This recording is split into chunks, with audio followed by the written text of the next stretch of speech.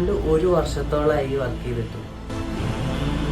മാത്രമല്ല ഇന്ന് വരെ കസ്റ്റമറിന് ഈ വർക്ക് നേരിട്ട് കാണാൻ പോലും പറ്റിയിട്ടില്ല.